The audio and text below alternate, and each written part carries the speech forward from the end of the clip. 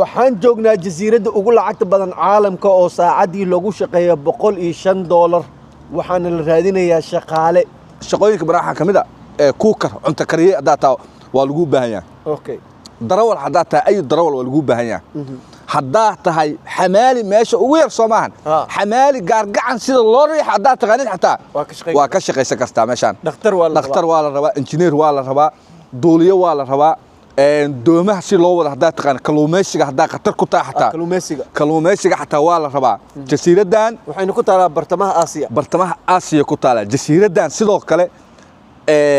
isbuuci waxaan shaqeysan kartaa 6 maalin ayaa shaqeysan kartaa isbuuci maalintii 10 saac ayaa shaqeysanaysaa cuntada waa free jiifkana waa free maxaa shuruud ah qofka shuruudda waxa waaye shaqooyinka online-ka laga codsadaa horta online-ka ayaa laga codsadaa shuruudda waxa waaye koow inaad dhalinyaro tahay labo inaad 10 sano aad jasiiradan ka bixi karin aad shaqeynaysid 10 sano waa shaqeynay 10 sano ka bacdi waa ka bixi kartaa laakiin already hadda 10 sano markii la gaaro adaa lacag haysta lacagtaada waa haysataa marka jasiiradan qof walba soo codsan karo qof walba ayaa codsan karo oo shaqaalnimo rabo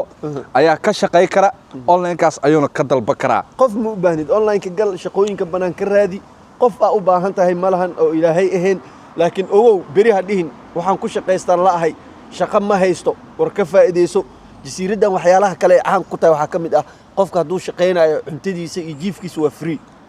waaye caafimaadkiisu waa free wax kasta waa free jasiiradan sidoo kale waxyaabaha ku fiicantaa waxa waaye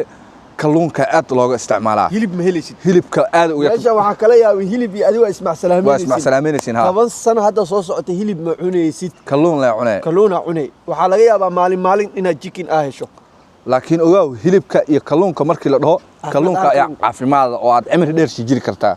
meesha xamaali xitaa fursada ugu banaan meeshan xamaali waa shaqeysanay xamaaliga fiirid $105 saacadii saan wax u qaaday ka war oo raaxayst waa dhigeysanay imaaw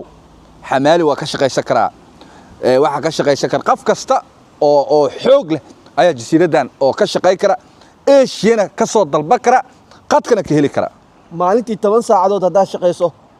$150 per day shaqeynay waxaan ku rajaynaynaa nasiib wanaagsan waa mahadsantahay